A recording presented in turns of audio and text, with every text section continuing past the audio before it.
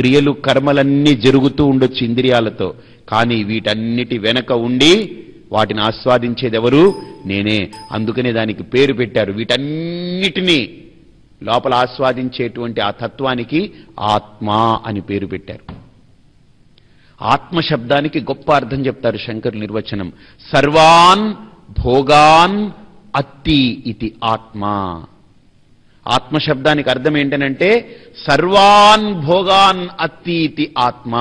అంటే ఇంద్రియాల ద్వారా చేసేటువంటి కర్మలు, వాటి నుండి పొందే అనుభవాలని, ఆ కర్మలన్నిటినీ అనుభవించేదెవరు? నేనే. మనస్సుతో ఆలోచించినప్పుడు ఆ ఆలోచనల వెనక నిలబడి ఆలోచనలన్నిటినీ ఆస్వాదించేదెవరు?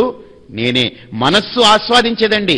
మనస్సు ఆలోచించుకుంటూ పోతుంది, కాళ్ళు ఆస్వాదించదు, నడుస్తూ పోతుంటుంది. కాళ్ళు ఏం చేస్తుంది? నడుస్తూ పోతుంటుంది. ఇప్పుడు కాళ్లతో నడిచాడు ఒక వ్యక్తి, బాగా చూడండి, విపరీతంగా నడిచాడు, అలిసిపోయి కూర్చున్నాడు. ఏమిటో స్వామీజీ, అబ్బా అలిసిపోయానండి అంటాడు. అలిసిపోయారండి, ఏం చేయమంటారని అడిగాను. కొద్దిగా కాళ్ళు ఒత్తితే బాగుంటుంది స్వామి. Okay right. ఇప్పుడు నేను అడిగాను, నువ్వు అలిసిపోయావు, నీ కాళ్ళు ఎందుకు నొక్కాలని అంటే, నా కాళ్ళు నొప్పి పెడుతున్నాయండి. ఇప్పుడు చూడండి, నేను అలిసిపోయాను, నన్ను నొక్కు అనట్లేదు. వాడేమన్నాడు? నా కాళ్ళని నొక్కు అంటున్నాడు. అంటే కాళ్ళు వీడు వేరనమాట. నాది అన్నప్పుడు అది వేరే కదా. ఇప్పుడు నా వాచి, నా బట్ట, నా పుస్తకం. అలాగనే నేను అలిసిపోయానన్నప్పుడు ఈయన ఎక్కడ పీక నొక్కాల? వీడిని అలిసిపోయాడని ఇక్కడ నొక్కేయచ్చు కదా. ఇక్కడ కూడా నొక్కితే ఇంక గొడవే లేదు, ఇంక ఈ మాటే ఉండదేమి ఒక్కసారి. కానీ నేను అలిసిపోయానన్నప్పుడు ఎక్కడ నొక్కమంటున్నాడు? కాళ్ళని. ఆ కాళ్ళని ఏమంటున్నాడు? నా కాళ్ళని నొక్కండి అంటున్నాడు. అంటే అక్కడ ఏమైపోయింది? కాళ్ళు వీడు వాడుకునే ఒక పరికరం, నాది. అంటే that which is attached to him, that's it. వాడివి కాళ్ళు, కానీ వాడు కాళ్ళు కాదు. అందుకనే ఆ కాళ్ళు ఒత్తుతూ ఉంటే, ఆహా ఎంత బాగుందో అంటాడు అని కప్పులో కాఫీయో టీయో పెడితే తాగుతుంటాడు. ఏం చేస్తున్నారండి అని అడిగా నేను ఫోన్ చేసినప్పుడు. కాళ్ళు ఒత్తించుకుంటున్నానంటే అనడగదే ఎవడు, కాఫీ తాగుతున్నానంటాడు. అంటే అలసట, నేను అలసిపోయాను అన్నది వీడే. ఇప్పుడు అలసట పోయింది అనేది ఎవరు? వీడే. అంటే అలసట అనేది ఇంద్రియం ద్వారా వీడికి అనుభవవేద్యమైంది. ఇప్పుడు ఆ ఇంద్రియాన్ని నొక్కేటప్పటికి వీడికి అలసట పోయింది. అంటే పేస్ట్ ఇలా నొక్కితే ఎలాగైతే పేస్ట్ బయటకు పడుతుందో, వీడి కాళ్ళు ఇలా నొక్కేటప్పటికి ఏమైంది? మంచి రసాలు మామిడి పండు నొక్కినట్టు నొక్కేటప్పటికి ఏమైంది? అలసట పోయింది. ఇప్పుడు వీడేమన్నాడు? హాయిగా ఉన్నాను, రిలాక్స్డ్గా ఉన్నాను. అంటే నిజంగా చెప్పాలంటే వీడు పోలేదు, వీడు రాలేదు. అలసట వచ్చింది, ఇప్పుడు దాన్ని నొక్కగానే అది పోయింది. కానీ వీడు మటుకు వీడే అలానే ఉన్నాడు. కాబట్టి గుర్తుపెట్టుకోండి, ఈ లోకంలో ఏది వచ్చినా నాకేమీ ఏం లేదు, ఏది పోయినా నాకేం సంబంధం లేదు. నేను పోతేనే ఈ లోకంలో దేనికైనా విలువ పోతుంది. నేనున్నంత వరకు ఆ నేను అనేటువంటి తత్వాన్ని గుర్తించకుండా బ్రతుకుతున్నాం. అది వచ్చిందనుకుని చాలా గొప్ప విలువగా ఫీల్ అవుతున్నాం. ఇది వచ్చిందనుకుని ఇది కలిసి వచ్చిందని చాలా మంది అంటారు. కలిసి వచ్చిందండి, కలిసి వచ్చిందంటారు. కలిసి వచ్చింది, నో డౌట్. భార్య కలిసి వచ్చింది, పిల్లలు కలిసి వచ్చారు, ఆస్తి కలిసి వచ్చింది, వ్యాపారం కలిసి వచ్చింది, ఉద్యోగం కలిసి వచ్చింది, వాహనం కలిసి వచ్చింది, ఇళ్ళు కలిసి వచ్చింది, మేడలు కలిసి వచ్చాయి, పేరు కలిసి వచ్చింది, పదవి కలిసి వచ్చింది, అన్నీ కలిసి వచ్చింది, కలిసి వచ్చింది, కలిసి వచ్చింది. కానీ కలిసి వెంట ఏది వస్తుంది? ఒక ప్రశ్న. కలిసి వచ్చింది, కలిసి వచ్చిందని ఓ పెద్ద లిస్టు తయారు చేసుకో, కానీ కలిసి వెంట వచ్చేదేంటో ఆ లిస్టులో ఏ ఒక్కదాని మీదైనా నువ్వు టిక్కు పెట్టు. ఐ థింక్ ఇప్పుడు దాని మీద పెద్ద మన ఆరాటాలు, పోరాటాలు. కానీ అవి ఏవీ లేకపోయినా ఒక వ్యక్తి బ్రతికేయచ్చండి. చూడండి, భార్య పిల్లలు అందరూ వదిలేశారు వీడిని, వీడికి అన్నీ పోయాయి, వీడికి మొత్తం దరిద్రం పట్టింది, మొత్తం దేశాటం చేస్తున్నాడు, వీడు భిక్షాటం చేస్తున్నాడు, వీడు పాపం కట్టుకునే బట్టలేదు, ఏదో ఎక్కడో అడుక్కున్నాడు. కానీ వీడు ఉంటాడా? ఉండడా? ఇప్పుడు అన్నీ బాగున్నాయి, భార్య పిల్లలు ఇళ్ళు డబ్బు అన్నీ బాగున్నాయి, వీడు పోయాడు, పుట్టుకుమన్నాడు. వీడు ఎందుకు ఇంకా? అంటే ఏవి లేకపోయినా నేను ఉండగలను, కానీ నేను లేకపోతే వాటన్నిటికీ ఎందుకు, నాకెందుకు అవి ప్రయోజనమా? కాబట్టి ఏది ఉంటే వాటన్నిటికీ ప్రయోజనం చేకూరుతుందో, ఏది ఉంటే వాటన్నిటికీ విలువ చేకూరుతుందో అదెవరు? శ్రోత్రస్య శ్రోత్రం. మనసః మనః యద్వాచోహ వాచం సవు ప్రాణస్య ప్రాణః. గుర్తుపెట్టుకోండి. అందుకనే ఇక్కడ మనకు ఈ ఉపనిషత్తులో ఈ గురువు గారు బోధ చేస్తూ ఆయన ఏం చేస్తున్నారంటే పంచకోశాల్ని తీసుకున్నారు. ఆయన పంచకోశాల్లో 4 కోశాల్ని తీసేసుకున్నారు ఆయన. అంటే శ్రోత్రము, వాక్కు, చక్షువు అని ఇవన్నీ తీసుకున్నారంటే ఇంద్రియాలన్నింటినీ తీసుకున్నారంటే అర్థం ఏంటనంటే అన్నమయ కోశం నేను కాను. ప్రాణస్య ప్రాణః ప్రాణమయ కోశము నేను కాను. మనసః మనః మనోమయం కూడా నేను కాను. మనస్సు కంటే విలక్షణమైన వాణ్ణి. బాగా ఆలోచించండి. మనస్సు అని చెప్పడంతో అర్థం ఏంటంటే బుద్ధి కూడా. విజ్ఞానమయం కూడా నేను కాను. ఎందుకని? బుద్ధితో మేల్కొన్నప్పుడు ఎవరో ఏదో చెప్పారనుకోండి, మీ బుద్ధిని బాగా ఉపయోగించి పదును పెట్టి ఎరా బుర్ర ఉందా లేదా నీకు ఆలోచించి అంటాడు. బుర్రతో బాగా ఆలోచించి ఎస్ ఇదేనా ఆన్సర్ చెప్పాడు అనుకోండి, కరెక్ట్ అయింది అనుకోండి, అబ్బా ఏం తెలివిగలవాడు అంటాడు. చెప్పలేకపోయాడు అనుకోండి, తెలివి తక్కువవాడు వీడంటాడు. అంటే ఆలోచించి చెబితే తెలివిగల్లవాడు, చెప్పలేకపోతే తెలివి తక్కువవాడు. గుర్తుపెట్టుకోండి. తెలివిగల్లదనం బుద్ధిది, తెలివి లేని తనం బుద్ధిది. కానీ నాది కాదు, నేనే. అర్థమైందే? తెలివి ఉండడం బుద్ధి యొక్క గుణం, తెలివి లేకపోవడం బుద్ధి యొక్క గుణం. కానీ బుద్ధి ఉందా లేదా? బుద్ధి ఉంటేనే కదా తెలివి ఉందా లేదా అని తెలుస్తుంది. ఇప్పుడు చెయ్యి ఉంది, ఈ చెయ్యి ఉంది కాబట్టే దీని మీద వస్తువు ఉందా లేదండి అన్నారు. వస్తువు ఉండాలన్నా, వస్తువు లేదని చెప్పాలన్నా, ఉందని చెప్పాలన్నా చెయ్యి ఉండాలి అక్కడ. అలాగనే బుద్ధి అనేది ఉండాలి బేసిక్గా. ఉంటే తెలివి ఉందా తెలివి లేదా అని చెప్తాం. కాబట్టి బుద్ధి లేదని ఎవరికి చెప్పకండి. బుద్ధి ఉంటుంది, దాంట్లో తెలివి ఉండొచ్చు, తెలివి ఉండకపోవచ్చు. బుద్ధి అనేదే లేకుండా ఉండదండి. బుద్ధి ఉంటుంది, కానీ దాంట్లో తెలివితేటలు ఉంటాయో ఉండవో అంతే తప్ప వీడికి తెలివి లేదండి అని చెప్పండి తప్ప బుద్ధి లేదని చెప్పకండి. బుద్ధి లేదని చెప్పారంటే మనకే బుద్ధి లేకుండా అయిపోతాం. అర్థమైందా? కాబట్టి ఇక్కడ ఆ నేను అనేది ఎవరైతే బుద్ధిని కూడా ఉపయోగించుకుని ఆ తెలివిని ప్రదర్శిస్తున్నారు, తెలివిని ప్రకటిస్తున్నారు, అది అర్థం కాలేదనుకోండి, వాడికి తెలియలేదనుకోండి, తెలియని తనాన్ని కూడా నాకు తెలియదండి అంటున్నారు. గుర్తుపెట్టుకోండి. తెలియదు అని చెప్పేది ఆ బుద్ధే, తెలుసు అని చెప్పేది ఆ బుద్ధే. కానీ ఆ బుద్ధిలోనే తెలివి ఉంది, తెలియని తనము ఉంది. ఈ రెండు ఆ బుద్ధిలో ఉంది. కానీ నేను మటుకు తెలివిని కాదు, తెలియని తనాన్ని కాదు. అందుకనే రామాంజనేయ సంవాదంలో హనుమంతుడు ఒక మాట అంటాడు రాముడికి, కనిపించు సకల విశ్వంబు దృశ్యమనుచు. అర్థమైందా? కనిపించు సకల విశ్వంబు దృశ్యమనుచు. అయితే ఈ కనిపించేదంతా నాకు లోపల కనిపిస్తుంది. ఇప్పుడు మీరు నన్ను చూశారు, కళ్ళు మూసుకుని నన్ను చూడండి, హాయిగా నేను కనిపిస్తాను మీ లోపల. కాబట్టి ఈ ప్రపంచమంతా ఏంటి? దృశ్యం, లోపల కనిపించే ఒక సీన్ అంతే. ఒక్కొక్కటి స్వామీజీ ఒక సీన్, లేకపోతే సుబ్బారావు ఒక సీన్, లేకపోతే అది సీన్, ఇది ప్రతిదీ. కృష్ణుడు ఒక దృశ్యం, రాముడు ఒక దృశ్యం.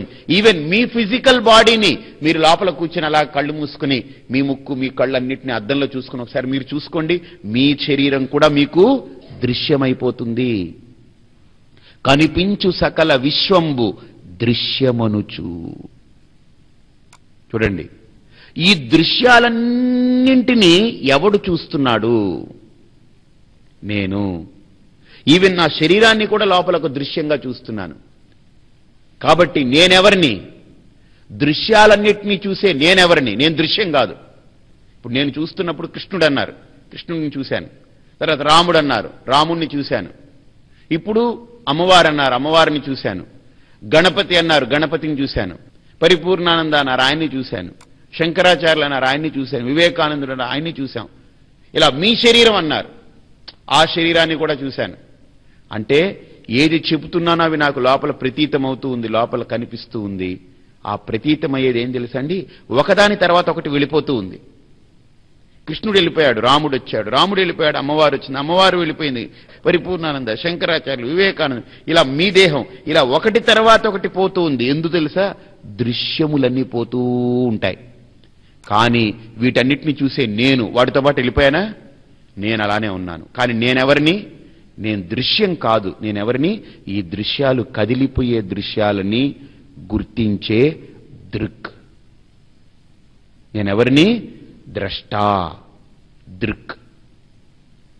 కాబట్టి ఇప్పుడు నేను పోను, ఇవన్నీ వచ్చిపోతూ ఉంటాయి. కానీ ఆ నేను అనేది కూడా పోతుంది. ఎప్పుడు తెలుసండి? పడుకున్నప్పుడు నిద్రలో పడిపోతుంది. వాడు పడుకున్న తర్వాత ఇక ఈ దృశ్యాలు ఉండవు, ద్రష్ట ఉండడు. కానీ గుర్తుపెట్టుకోండి, ఆ దృశ్యము, ద్రష్ట అన్నీ ఎక్కడైతే పడిపోతుందో అదే నేను, అదే యథార్థమైన నేను. అంటేనండి ఇక్కడ రెండు నేనులు ఉన్నాయా?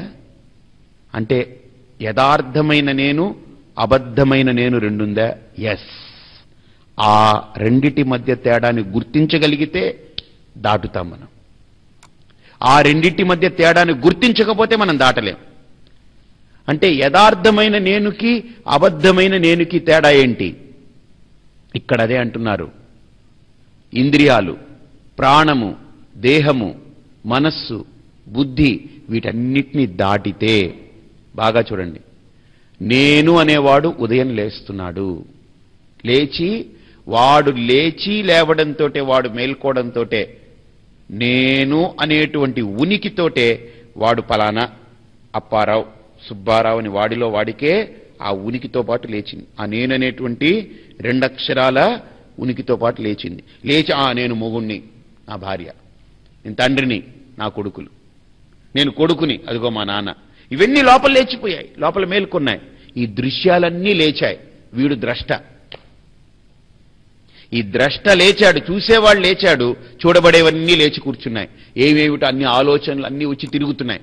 ఇంకా ప్రపంచంతో మమేకమయ్యాడు. శరీరాన్ని తీసుకున్నాడు, ప్రపంచంలోకి వెళ్ళాడు, అందరితో తిరుగుతున్నాడు. భార్యతో, పిల్లలతో, తల్లితో, తండ్రితో, అన్నతో, తమ్ముడితో, వదినతో, అక్కతో, చెల్లితో, తాతతో, నాన్నతో, మామతో, వాళ్ళందరితో తిరిగాడు. బయటికి వెళ్ళాడు, ఆఫీసర్గా కూర్చున్నాడు, ప్యూని పిలిచాడు, వాళ్ళు పిలిచాడు, సెక్రటరీని పిలిచాడు, మేనేజర్ని పిలిచాడు, అవి చేశాడు. లేదు వ్యాపారం చేస్తే వాళ్ళ పని వాళ్ళందరినీ కూర్చోబెట్టుకున్నాడు, పని చేయిస్తున్నాడు. మళ్ళీ అన్ని చేశాడు, భోజనం చేశాడు, పడుకున్నాడు, లేచాడు, టీ తాగాడు, అన్ని కార్యక్రమాలు అవి విన్నాడు, ఇవి విన్నాడు, ఇవి చూస్తున్నాడు, తిరుగుతున్నాడు, అన్ని గందరగోళం మంగళ చేసుకుంటున్నాడు. హాయిగా రాత్రి ఇంటికి వచ్చాడు, స్నానం చేశాడు, భోజనం చేశాడు, కొంతసేపు కబుర్లు చెప్పుకున్నాడు. హాయిగా ఈ మూటని తీసుకెళ్లి ఎక్కించాడు మంచం మీద. ఎక్కించిన తర్వాత ఏమైంది? ఈ మూట మంచం మీద ఉంది. ఆ మూటకి ప్రాణం ఆడుతుంది, గాలి కొట్టుకుంటుంది, దానికి జరుగుతుంది, ఇవి జరిగిపోతున్నాయి. ఆ మూట మంచం మీద ఉంది, దానికి గాలి ఆడుతుంది, వస్తుంది, పోతుంది. కానీ ఏం జరిగింది ఇక్కడ చెప్పండి? మనస్సు పడిపోయింది. మనస్సుతో పాటు నేను అనే ద్రష్ట పడిపోయాడు. ఎప్పుడైతే నేను అనేవాడు పడిపోయాడో ఇంక ఈ ప్రపంచం లేదు, శరీరం లేదు, ఏమీ లేదు. నేను అనేది పడిపోతే నావి అనేవన్నీ పడిపోతున్నాయి. మళ్ళీ ఆ నేను ఉదయం లేవగానే నావి అనేవన్నీ లేచి కూర్చుంటున్నాయి కదా. కాబట్టి ఇక్కడ ఉపనిషత్తు అంటుంది, ఆ పడిపోయే నేను, నావి అనేది నేను కాను, అది అబద్ధము, అది మిథ్యా, అది అసత్యము, కల్పన. మరి నేనెవరిని? అందుకనే లలిత అంటుంది, కల్పనారహిత కాష్ట కాంత అకాంతార్థ విగ్రహ కార్యకారణ నిర్ముక్త కామకేళితరంగిత కనత్కనకతాటంక లీలా విగ్రహధారిణి అజా అక్షయ అజా క్షయ వినిర్ముక్త. అజ అంటే పుట్టుక లేనిది, క్షయ వినిర్ముక్త అంటే క్షయము లేనటువంటిది. ముగ్ధ క్షిప్రప్రసాదిని అంతర్ముఖ సమారాధ్య బహిర్ముఖ సుదుర్లభ. కాబట్టి ఒక్కసారి ఆ లోపల విచారణ చేయడం మొదలు పెడితే, ఆత్మ విచారణ చేయడం మొదలు పెడితే, కృష్ణుడు కూడా అదే అన్నాడు, అవజానంతి మాం మూఢాః మానుషీం తనుమాశ్రితం పరం భావమజానంతః మమ భూతమహేశ్వరం. నన్ను పట్టుకోవాలనుకుని లోకంలో తాపత్రయపడేవాడికి నేను ఎప్పుడూ దొరకను. నా అనుగ్రహం లభిస్తుందేమో కానీ నేను దొరకను. నన్ను పట్టుకోవాలనుకున్నవాడు ఈ లోకంలో భజన చేయొచ్చు, పూజ చేయొచ్చు, ఆరాధన చేయొచ్చు, అర్చన చేయొచ్చు, యజ్ఞాలు చేయొచ్చు, దానం చేయొచ్చు, తపస్సు చేయొచ్చు, వ్రతం చేయొచ్చు, ఎన్నైనా చెయ్యొచ్చు. కానీ నేను దొరకను. వాటన్నిటి వల్ల నా అనుగ్రహం దొరుకుతుంది. కానీ నన్ను పొందాలంటే ముందు వాడిని వాడు గుర్తించడం మొదలు పెడితే, వాడి ఉనికికి కారణం నేనే కదా. నేను ఎక్కడో ఎందుకుంటాను? ఇందుగలడు అందులేడని సందేహము వలదు, చక్రి సర్వోపగతుండు నీవెందెందు వెదకి చూచినన్ అందందే గలడు. అంటే వెదికి చూసే వాడే వాడు. ఇక్కడున్నాడా అక్కడున్నాడా అడుగుతున్నాడే, ఆ అడిగేదాని వెనక ఏ ఉనికి అయితే, ఏ సత్యమైతే, ఏ తత్వమైతే ప్రకాశిస్తుందో అదే పరమాత్మ. కాబట్టి మనం పరమాత్మ స్థితిని పొంది ఉండి పరమాత్ముని వెతుకుతున్నామంటే ఇంతకంటే గొప్ప అజ్ఞానమే ఉంది?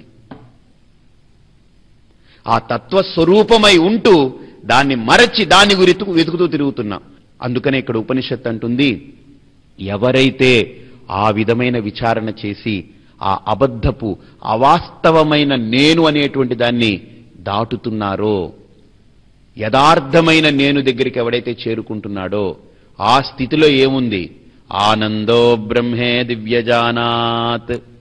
మీరు పడుకున్నప్పుడు చూడండి, పడుకునేదాకా ఆ డబ్బు ఉంది, పేరు వచ్చింది, ఇది వచ్చింది. కాబట్టి ఈ లోకంలో గుర్తుపెట్టుకోండి, దేన్నైనా ఎక్కడ ఉంచాలో అక్కడ ఉంచితే మనం ప్రశాంతంగా ఉండగలం. అన్నిటినీ కలిపెట్టి నెత్తినేసుకుని పులుగుని పాముకొని నెత్తినెట్టుకుని లాగా. కాబట్టి ఇక్కడ బాగా ఆలోచించండి. మనం ఏది లేస్తే ఇవన్నీ లేచి కూర్చుంటున్నాయో, ఏది పడిపోతే ఇవన్నీ పడిపోతున్నాయి తనంత తానుగా. అంతేనా కాదా? ఎంత ఎక్కడ జరుగుతుంది? మైండ్ గేమ్ అండి ఇదంతా. అంతే.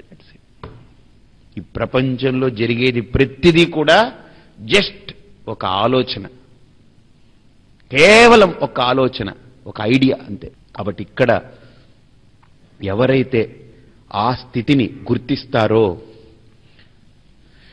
ఇప్పుడు ఇక్కడ ఒక ప్రశ్న వస్తుంది, ఏమండి అయితే మనస్సు ఉంటేనే కదా ఇవన్నీ, మేల్కుంటేనే కదా, మనస్సు పడిపోతే ఇవే ఉండదేమో. అందుకని ఇక్కడ శంకర్లు అంటారు, నహి అంతఃకరణమంతరేణ చైతన్య జ్యోతిషః దీధితి స్వవిషయ సంకల్పాది అవసాయాది సామర్థ్యం స్యాత్. ఆయన అంటారు, మనస్సుకి తనంత తానుగా వెళ్ళిపోయి ఆలోచించేసుకుంటుంది దాన్ని. నో, మనస్సు ఆలోచిస్తుంది, నో డౌట్.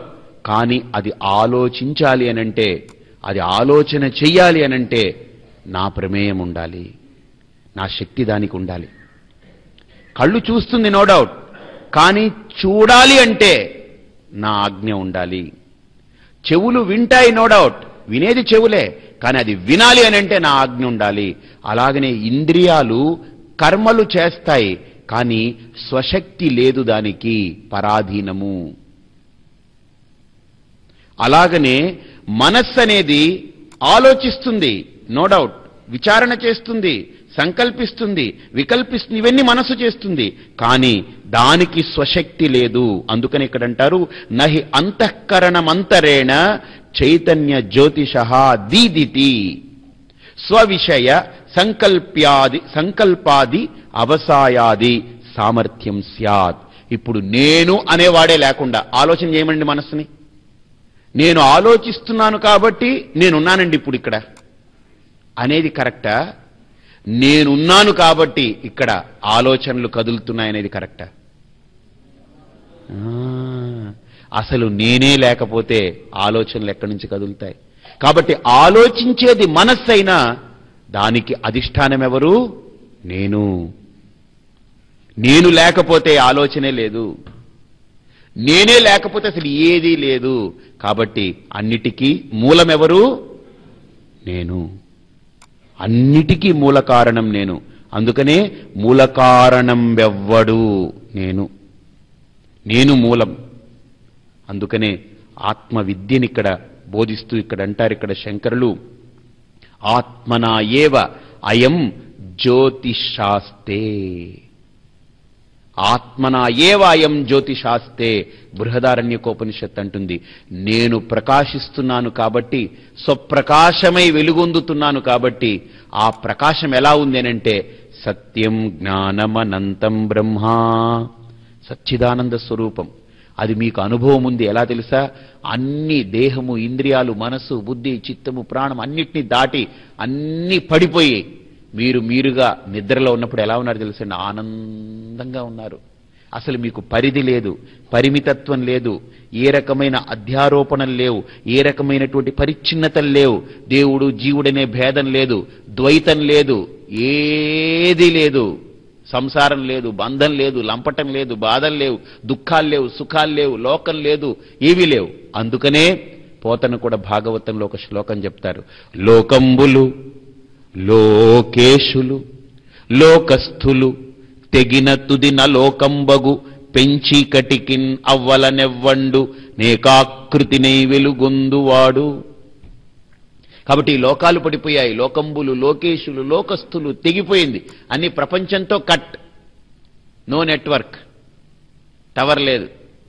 మనస్సుతో కట్ అయిపోయింది. ఇంక సిమ్ లేదు, సిమ్ కార్డు కూడా లేదు. ఇక అన్నీ పడిపోయాయి. దేహము, ఇంద్రియాలు, ప్రపంచం, మనస్సు, బుద్ధి, దేవుడు, జీవుడు అన్నీ పడిపోయాయి. కానీ నేను ఎలా ఉన్నాను? అక్కడ ఆనందంగా ఉన్నాను. అక్కడ ఆనంద స్వరూపమై ఉన్నాను. అక్కడ కేవల సచ్చిదానంద స్వరూపమే ప్రకాశిస్తున్నాను. కాబట్టి ఇక్కడ అందుకనే ఆత్మనా ఏవ అయం జ్యోతిషాస్తే, ఆ నేను అనేటువంటి ఏ చైతన్యమైతే, ఏ సచ్చిదానందమైతే నేనుగా ప్రకాశిస్తూ ఉందో ఆ ప్రకాశం వల్లనే మనస్సు ఆ ప్రకాశాన్ని ఉనికి పుచ్చుకొని ఆలోచిస్తుంది. ఆ మనస్సు ఆలోచన మొదలుపెట్టి శరీరంతో అంతా తాదాత్మ్యం చెంది ఇంద్రియాలకు శక్తినిచ్చి పనులన్నీ చేయించుకుంటూ ఉంది. అర్థమైందా? కాబట్టి ఇప్పుడు మనం పొందవలసినటువంటిది ఏంటంటే, అంతేకాదు ఆ శక్తి వల్లనే ఊర్ధ్వం ప్రాణమున్నయతి అపానం ప్రత్యగస్యతి. ఉపనిషత్ అంటుంది ప్రాణం లోపలికి వెళుతుంది, మళ్ళీ అపాన రూపంలో బయటకు వచ్చేస్తుంది, అపాన వాయువుగా బయటకు వచ్చేస్తుంది, ప్రాణవాయువుగా లోపలికి వెళుతుంది, అపాన వాయువుగా మారిపోయి బయటకు వస్తుంది. ఈ క్రియలు లోపలికి వెళ్ళినప్పుడు ప్రాణంగా, బయటకు వచ్చేటప్పుడు అపానంగా, ఈ ఒకటే వాయువు లోపలికి వెళ్ళినప్పుడు ఒకలా వెళుతుంది ఆక్సిజన్గా, బయటకు వచ్చేటప్పుడు కార్బన్ డైఆక్సైడ్ అవుతుంది. ఇది ఎందువల్ల జరుగుతుందండి? నేనున్నాను కాబట్టి. అసలు నేనే లేననుకోండి, లోపలికి గాలి వెళుతుంది కానీ లోపల గాలి ఏమీ జరగదు. ఆక్సిజన్ వెళ్ళి కార్బన్ డైఆక్సైడ్గా మారదు. ఎందుకని? దాన్ని తీసుకుని లోపల కార్బన్ డైఆక్సైడ్ చేసి పంపించే వ్యక్తే లేడు. ఆ మెకానిజం ఫెయిల్. కాబట్టి ఎవడు ఉంటే లోపలికి ప్రాణ రూపంలో వాయువు వెళ్ళి అపాన రూపంలో బయటకు వస్తూ ఉందో, ఆక్సిజన్ లోపలికి వెళ్ళి కార్బన్ డైఆక్సైడ్ బయటికి ఎవడు ఉంటే వస్తుంది, ఆ మెకానిజం ఫంక్షన్ అవుతుంది, వాడే నేను.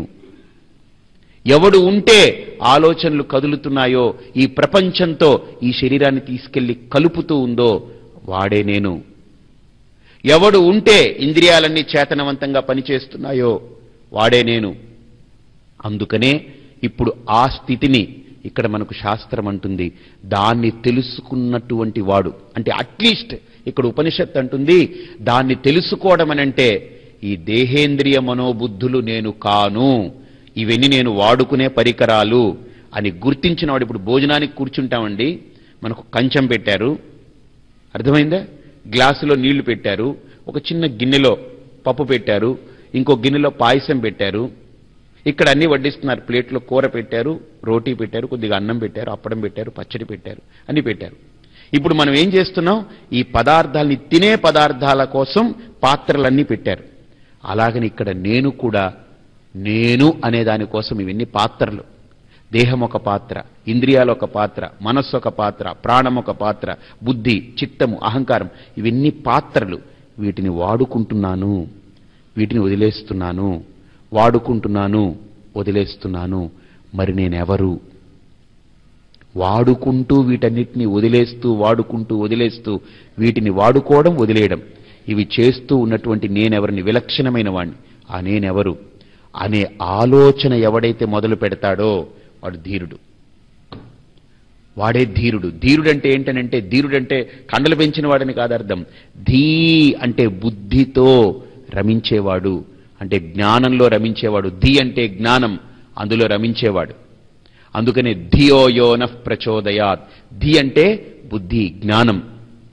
ఆ జ్ఞానాన్ని వెలుగొందించుగాక అని మంత్రార్థం గాయత్రి. అలాగనే ధీరహ అనంటే జ్ఞానము ఉదయించినవాడు. ఇప్పుడు వాడికి అర్థమైంది ఇది నేను కాదని. నేను కాని వాటిని నేను గుర్తించగలిగితే నేనయ్యున్న దాన్ని పొందడం చాలా సులువు. ఇప్పుడు నేను కానివేదో కలబడిపోయి ఉన్నాయనుకోండి, అది చాలా కష్టం. కాబట్టి ఇప్పుడు కలబడిపోయి ఉన్నటువంటి దాన్ని వెడగొట్టి ఉపనిషత్తులో గురువు గారు ఆ శిష్యుడికి ఉపదేశం ద్వారా వెడగొట్టి చూపించి, ఇది నువ్వు కాదురా అబ్బాయి, నువ్వు వీటికంటే విలక్షణుని చెప్పగానే వాడిలో ధీరత్వం కలిగిందంటే జ్ఞానం కలిగింది. ఓహో, ఇవేవి నేను కాను. వాడెవడు? ధీరాహ అస్మాల్లోకాత్ అంటే ఈ లోకాత్, మృతాత్ లోకాత్, మృత స్వభావం ఈ లోకానికి. లోకము అంటే అర్థం ఏం తెలుసండి? లోకం అంటే ఏదో మేడలు మిద్దెలు కాదండి. లోకము అనంటే గుర్తుపెట్టుకోండి, నాకు ఏది కావాలనుకుంటానో, నాకు ఏది ఇష్టమో అదే లోకం. లోక్యతే అనుభూయతే ఇది లోకః.